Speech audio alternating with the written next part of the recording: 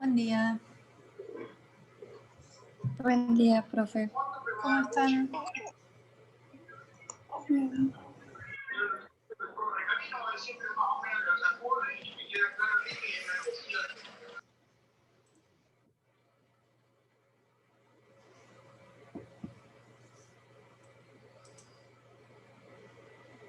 Bueno, ¿cómo van? ¿Cómo están? ¿De salud, de ánimo, con la materia? ¿Cómo vienen? ¿Algo que quieran compartir?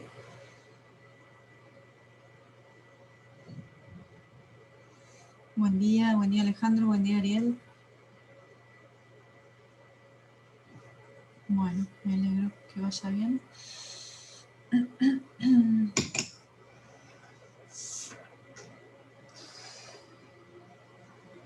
Bueno, vamos a ir arrancando.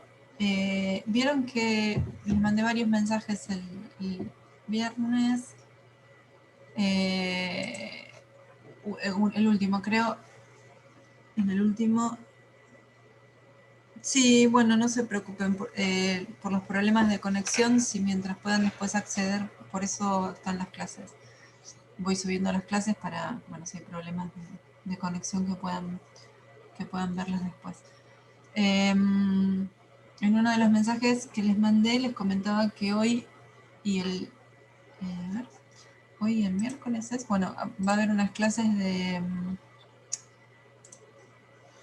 esperen, que estoy haciendo varias cosas a la vez. Campus.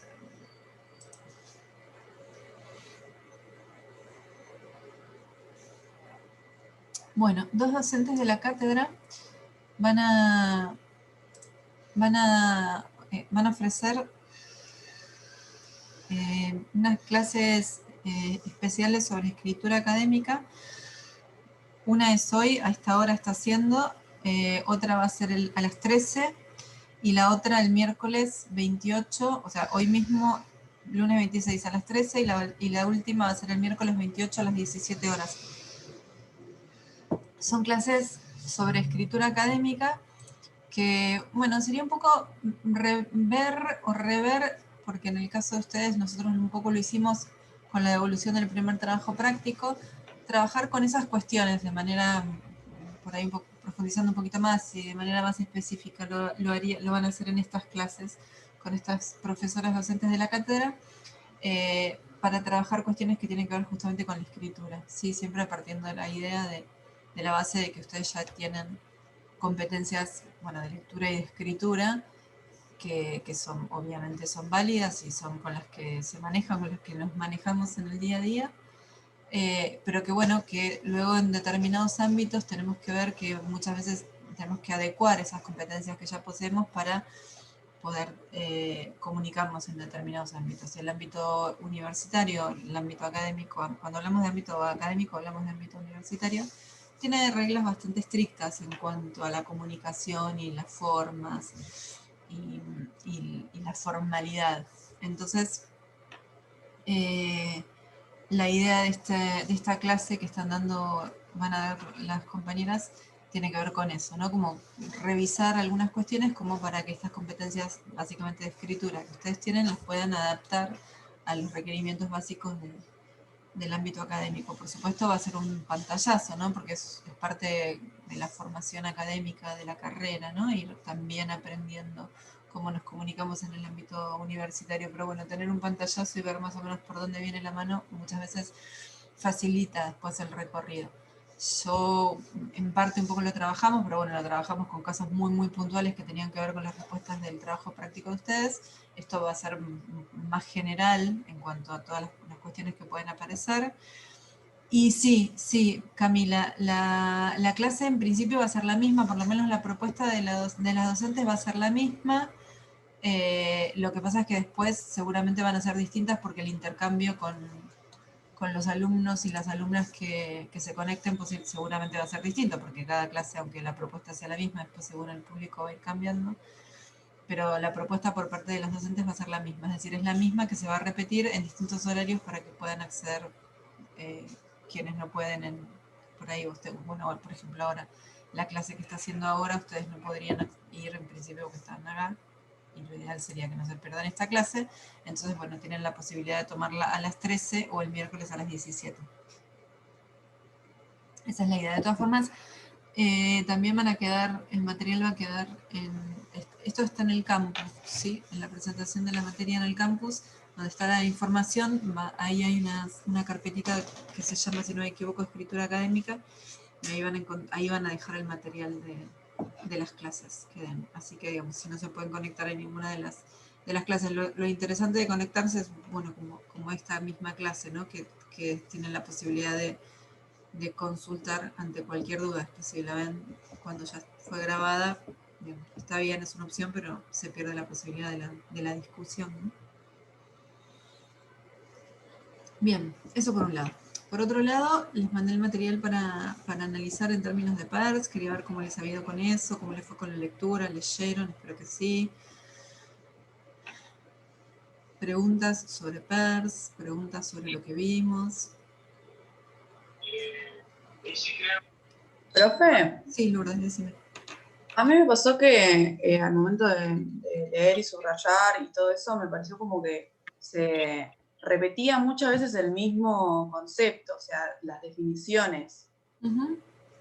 Sí. O sea, capaz que me encontraba con que en 3 textos me estaba dando la definición de índice, símbolo, Sí. o sea, más o menos eran las mismas, pero yo no sabía si capaz que era por otra cosa, o la subrayaba, o me quedaba con una sola.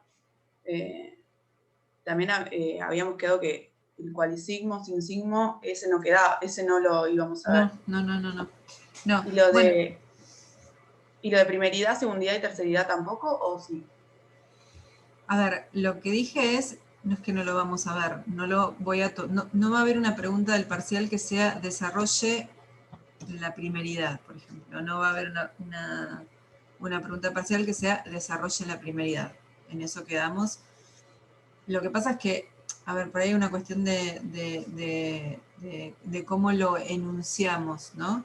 Ustedes dicen no lo vamos a ver. En realidad sí lo vemos, porque de hecho lo comenté yo en clase, de hecho están los apuntes. No lo voy a tomar, ¿sí? Lo vemos, pero no lo voy a tomar. ¿Y por qué hago esta aclaración? Porque lo que les dije yo en la clase pasada es, bueno, ustedes después tienen que saber cómo está conformado el signo. Y el hecho de que el signo esté conformado como está conformado tiene relación con las categorías de la experiencia. Entonces, yo puedo preguntar, por ejemplo, por qué o de cómo, digamos, cuál es el origen de los 3 componentes del signo para PERS. Y entonces ustedes tienen que nombrar, no tienen que desarrollar, pero tendrían que, si la pregunta fuera esa, tendrían que nombrar. Y bueno, tienen estos 3 elementos porque cada uno está asociado a una de las 3 categorías de la experiencia que él menciona, que son la primeridad, la segundidad y la terceridad. Entonces, no sé si, Lourdes, si se entiende la diferencia y lo que estoy planteando. Te voy a preguntar una pregunta específica. ¿Qué diferencia hay entre la primeridad y la segundidad como pregunta teórica? No. ¿Sí? No Bien, lo voy a hacer. perfecto. Ahora, lo cierto es que el signo para PERS es el resultado de estas categorías de la experiencia. O sea, que el signo tenga 3 partes tiene que ver absolutamente con estas 3 categorías. Entonces, no es que lo pasan de largo y ya está, no me importa, no es un tema que, o sea, no lo voy a tomar como tema teórico puntual, pero tienen que saber que existe, tienen que saber qué es, porque está relacionado con el concepto de signo. Después del otro sí. Toda la tipología que hace PERS sobre los signos, solo vamos a trabajar con la segunda tricotomía y eso sí, el resto, olvídenlo. ¿sí? Sobre eso, fíjense que yo ni siquiera lo nombré.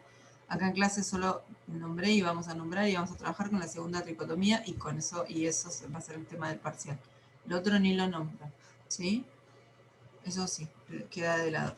Y después lo que planteas sobre cómo aparece repetida la información, y sí, porque hay varios textos, tiene complejidades PERS, y entonces lo que intentamos es dar distintos apuntes como para que ustedes puedan leer distintas reformulaciones, ¿sí? De los mismos conceptos. Pensando que a partir de las distintas reformulaciones, o cuantas más reformulaciones haya, puede ser por ahí después más accesible el contenido. En cuanto a las definiciones, nunca van a ser contradictorias, ¿sí? Puede ser que la definición de un autor de índice aparezca alguna característica que en otro no aparezca porque uno le hace hincapié en un punto y el otro hace hincapié en el otro, nunca van a ser contradictorias, en todo caso van a ser complementarias. Nos vamos a manejar con, bueno, cada uno especificará cómo lo estudia.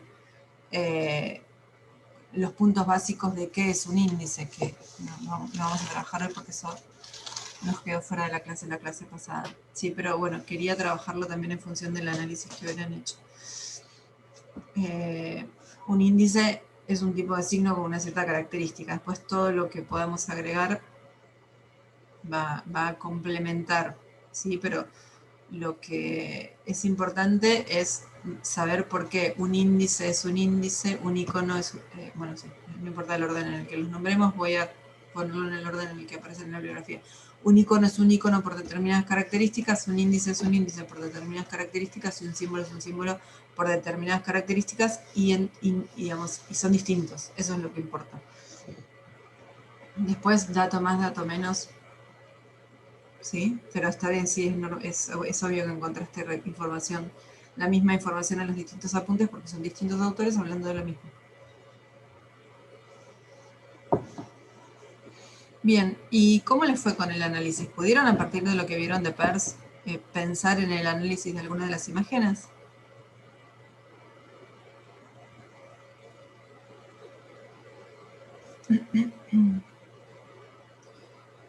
Yo los hice, me costó bastante, la verdad. A veces, no sé, a algunos les puse que capaz que eran 2 porque para mí significaban las dos cosas, pero bueno,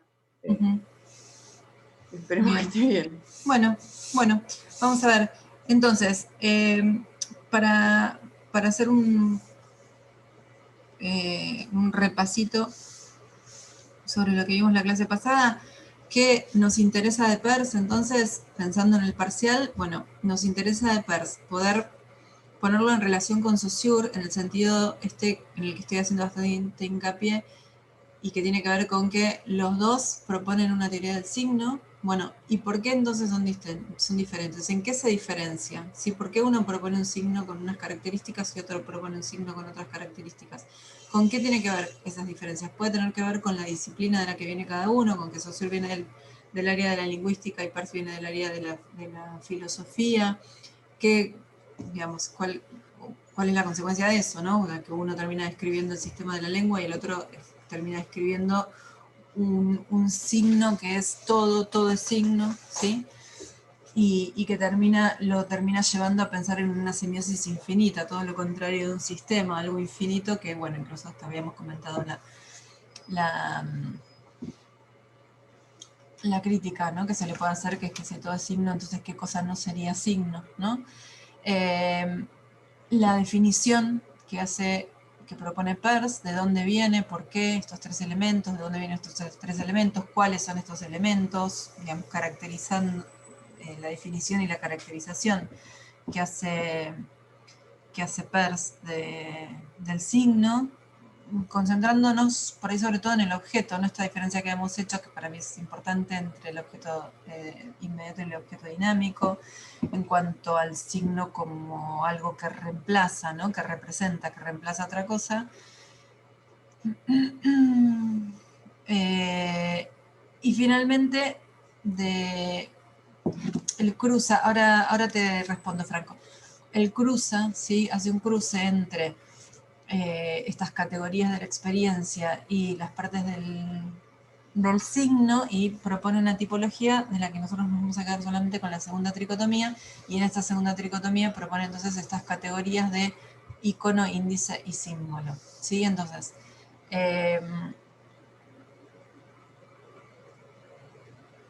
bien, vamos a empezar con el análisis, y en todo caso me voy a poner un cartel grande así a las 10:30 hacemos como sistematizamos.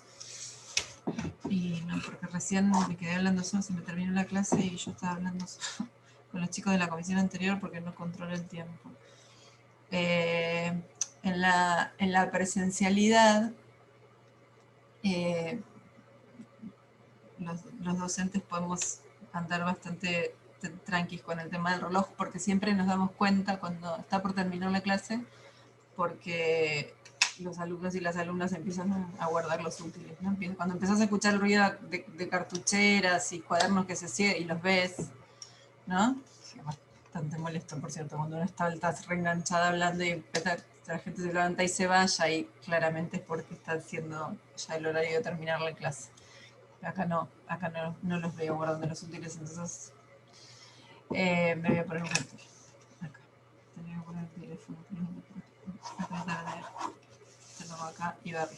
Bueno, entonces sí, arranquemos con el análisis, y después a partir del análisis hacemos la reposición teórica de lo que dice Peirce sobre cada uno de estos signos. Franco, entonces, ahora sí. Puede ser que una imagen, creo que la última, tenga más de una opción. Bueno, no sé cuál es la última en la que estás hablando, pero vamos a ver que parte de lo que propone Peirce tiene que ver con que quizás cuando analizamos alguna de estas imágenes, según el lugar desde el que lo analicemos, vamos a poder analizarlo como el mismo elemento, como un índice, como un icono, como un símbolo. Hay que ver, porque acá empieza a pasar algo que no pasaba en Saussure, y que va a empezar a pasar ahora, y que va a empezar a pasar con todo lo que veamos, con todos los autores que veamos a continuación, y es la importancia del contexto, en el contexto en el que aparecen, en el contexto en el que aparece una imagen en particular, ¿sí?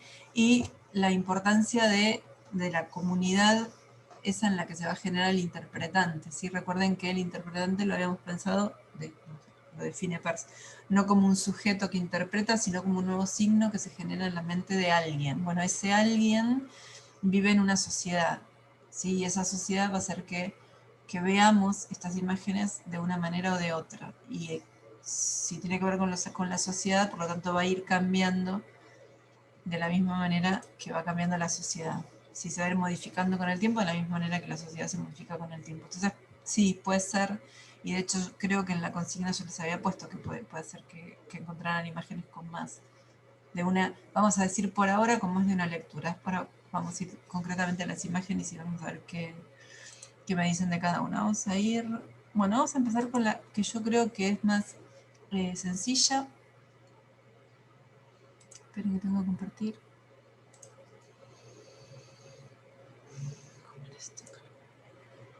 Esta. Bueno, a ver,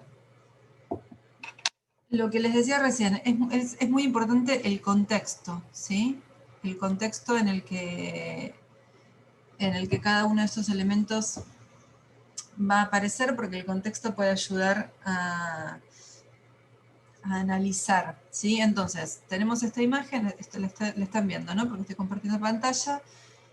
Supongamos que nos encontramos este cartel en una sala de espera de un banco, ¿sí? Entonces, la pregunta es, este cartel, ¿sí? En una sala de espera de un banco, y acá abro un paréntesis, en el parcial, este contexto yo se los voy a dar en la consigna. Si esto fuera consigna parcial, sería, teniendo en cuenta los signos que propone Peirce en la segunda tricotomía, analice esta imagen que se encuentra en la sala de espera de un banco, por ejemplo, ¿no? Seguramente estaría formulado un poquito mejor, pero más o menos para que se den una idea. Entonces, esta imagen, este cartel en una sala de espera de un banco, ¿qué es?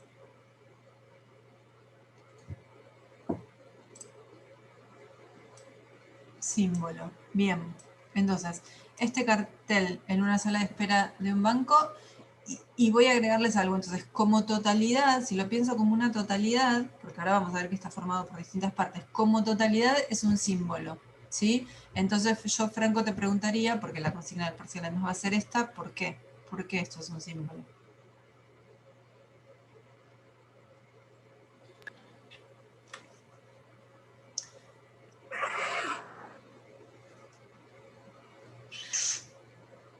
Ahora vamos a ver, Rebeca, qué pasa con el índice. Pero en principio, pensemos en símbolo.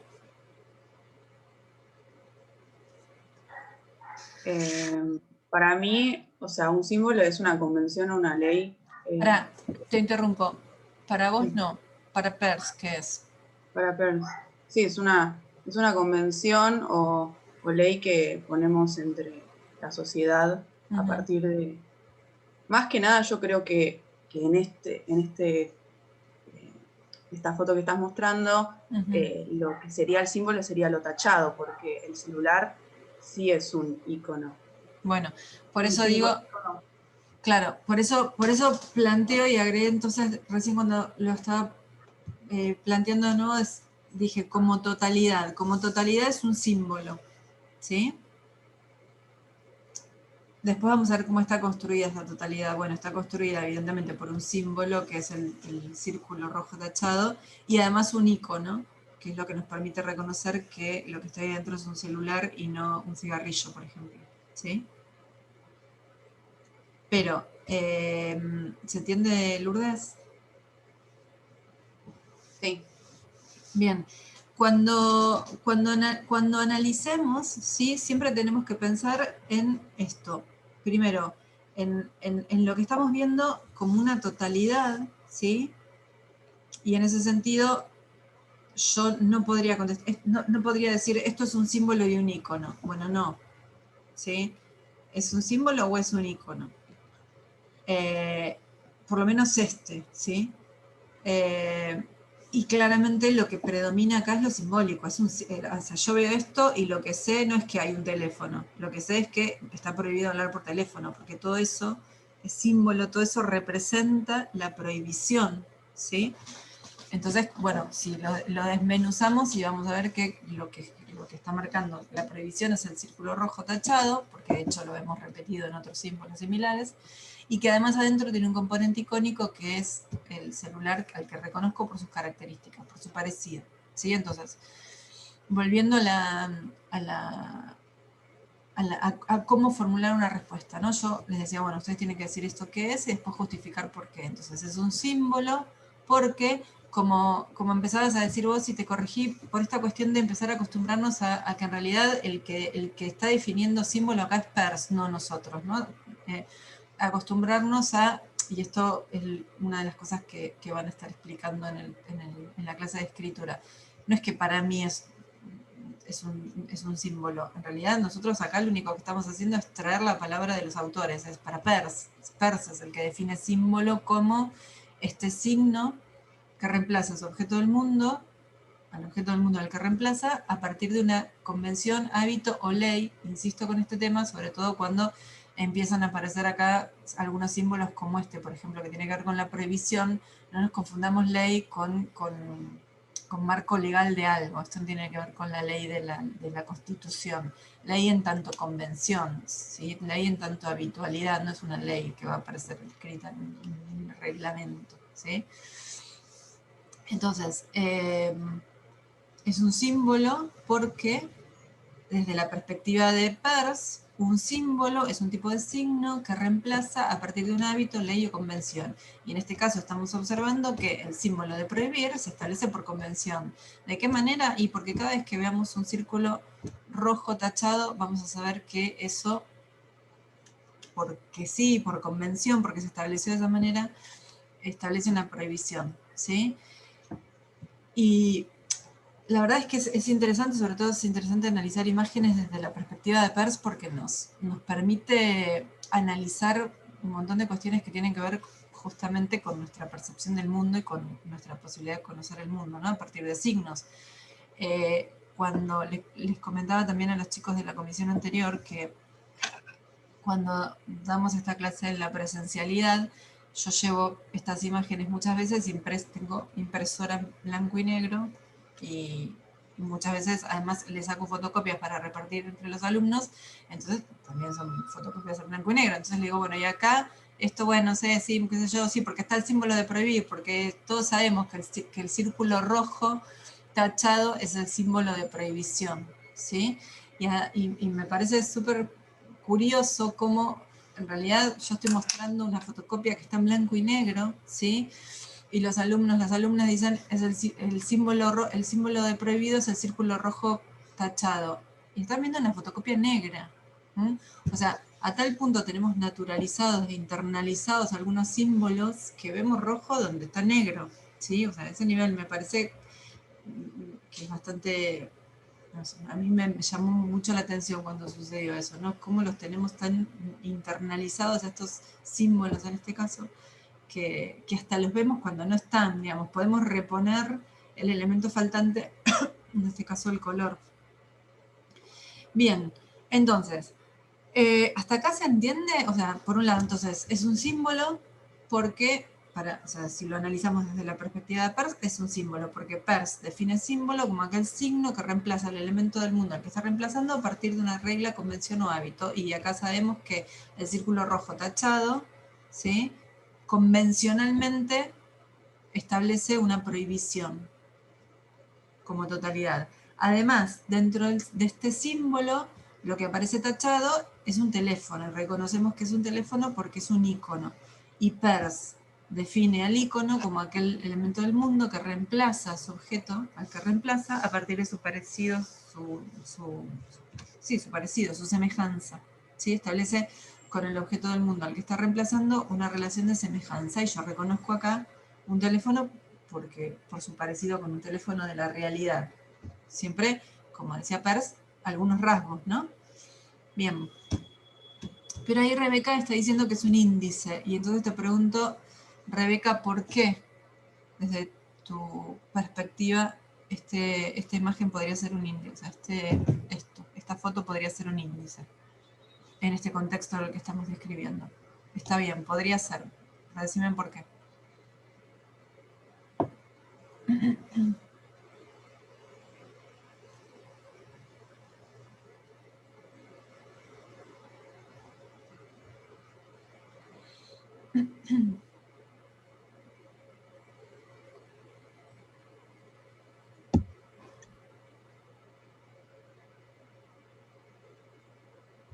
Es que creí que nos indica, bueno, creo que lo que estás diciendo es que te indica que ahí no se puede, que está bien, que indica que no se puede hacer algo. Bueno, ojo con el tema ojo con el verbo indicar. Y acá les pido por favor que tengan mucho cuidado con el verbo indicar, porque el verbo indicar nosotros lo usamos un montón, ¿sí? Para un montón de cosas, y no es necesariamente lo que entiende Peirce por índice, ¿sí? Qué sé yo, yo podría decir, bueno, lo de adentro, lo que está dentro del círculo indica que no se puede hablar por teléfono. Sí, bueno, no, o sea, no. Cuando hablamos de índice para Peirce es algo así que señala, sí. Otro, yo les había puesto la clase pasada, no, porque todavía no vimos las definiciones, pero ahora las vamos a ver. Cuando Peirce habla de índice, habla de una relación de contigüidad, entre el objeto del mundo al que señala y el signo que lo señala. Oh, esperen que se le voy a comprar.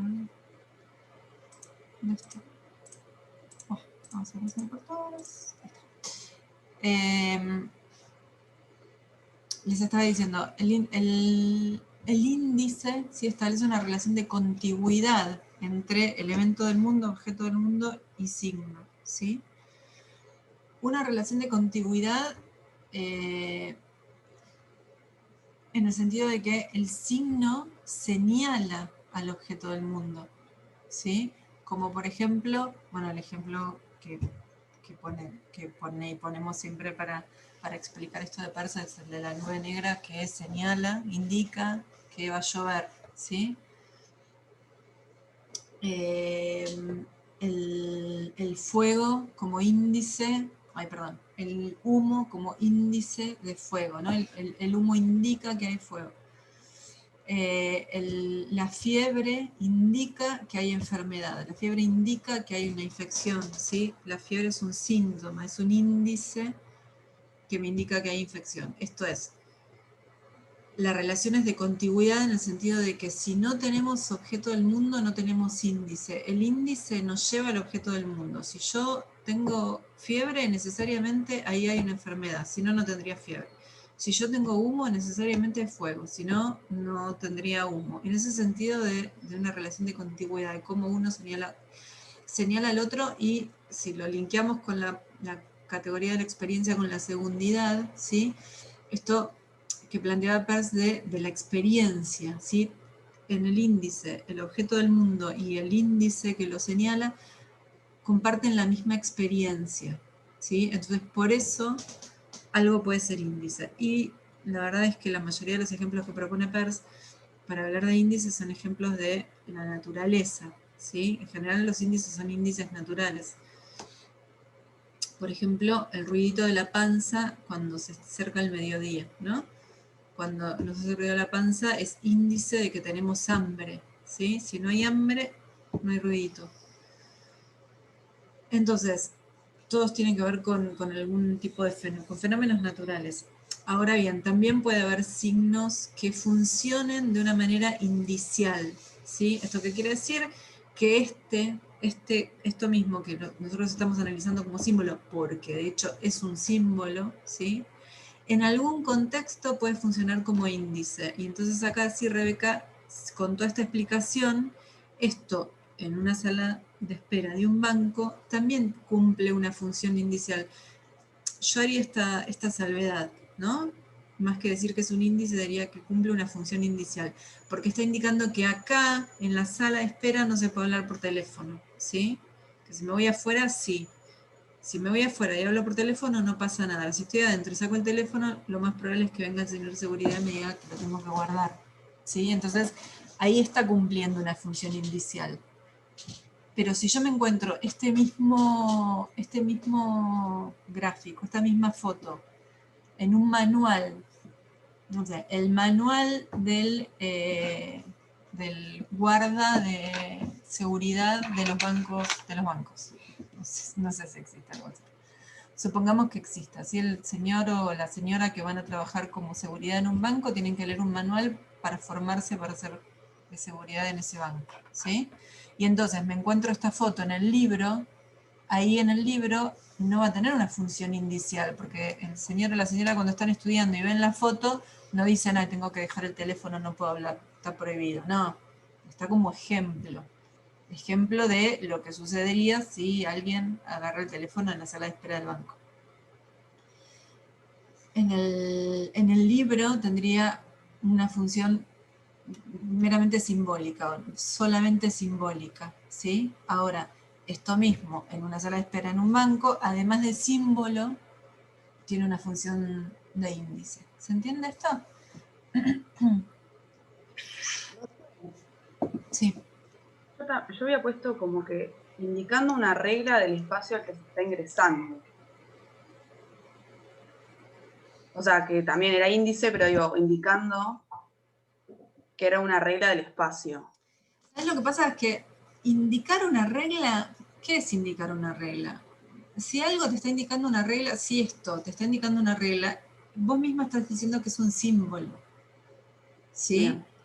La categoría de índice es cuando vos decís, acá no se puede hablar por teléfono, ¿sí? Cuando no indicas la regla, más que indicar la regla, me parece que ahí nos metemos como en un problema de formulación. No estás indicando la regla, estás indicando que no se puede hablar. Por ahí es una sutileza, ¿sí? Pero no es que no estás indicando la regla, porque ¿de qué manera puedes indicar una regla? Estás simbolizando en todo caso. Lo que estás indicando es que acá no se puede, estás como estás prohibiendo la acción, ¿sí? No sé si se entiende la diferencia. yo creo que lo podemos pensar así, empezar así. Una cosa es simbolizar algo, una cosa es simbolizar una prohibición y otra cosa es prohibir. ¿Sí? Por ahí se puede entender un poco mejor. Una cosa es simbolizar una prohibición, que es lo que esto hace con el cartel este hace en cualquier contexto, simboliza una prohibición.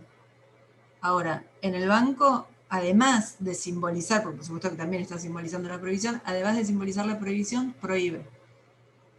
Prohíbe que acá, en este lugar donde vos estás sentada y que te estás comiendo 2 horas de cola, no puedas agarrar el teléfono. ¿Sí? Una cosa es simbolizar la prohibición, otra cosa es prohibir. Y prohíbe ahí, in situ, en ese lugar. Si te corres 2 metros, podés, acá no. Ahí es donde está la cosa de lo indicial. Te indica que acá en este lugar no podés. ¿Sí?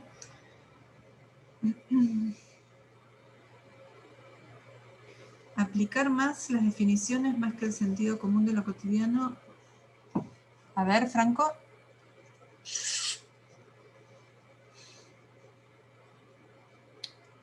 Bueno, a ver, sí, estoy entendiendo lo que decís, pero recontra por supuesto.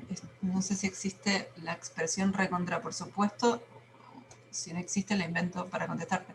Recontra por supuesto, sí, que tenemos, el análisis hay que hacerlo a ver, sí, el sentido común es súper polémico lo que les voy a decir ahora, pero quiero que se entienda y que no me entiendan mal. El sentido común lo estacionamos antes de entrar a la clase de semio, lo estacionamos en la puerta, fíjense que no hay un cartel de prohibido estacionar. El sentido común lo estacionamos, entre comillas, por supuesto, y antes de entrar acá y antes de entrar a cualquier clase. El sentido común lo estacionamos, porque nosotros no vamos a trabajar con el sentido común, vamos a trabajar con teorías, con conceptos que proponen autores, ¿sí? Y esto, mira, qué bueno que lo sacaste como tema, porque es re importante. Cuando hablamos del ámbito académico, y de escribir en el ámbito académico, de entender en el ámbito académico, cuando hablamos de distintos marcos teóricos, cuando hablamos de Saussure hablando del signo desde una perspectiva, y Peirce que viene y dice, no, en realidad para mí el signo es otra cosa, para todo eso obviamente que vamos a estacionar el sentido común, porque cuando yo después voy y les pregunto en el parcial qué es la lengua para Saussure, es justamente qué es la lengua para Saussure, y por eso creo que recién la corregía a Lourdes, creo que fue, y le dije, no, para vos no, para Peirce. Esto para Peirce es un símbolo, ¿qué es para vos? No es el momento de pensarlo, es para Peirce. Y ahí sí, obviamente que tenemos que dejar el sentido común, porque después pasa mucho que pasa un montón, desgraciadamente, que en el parcial aparece, bueno, ¿qué es la lengua para Saussure?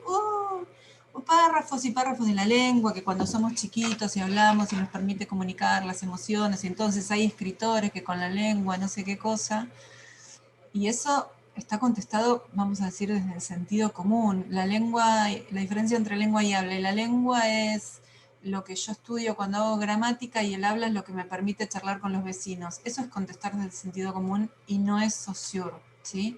Corto y volvemos a retomar.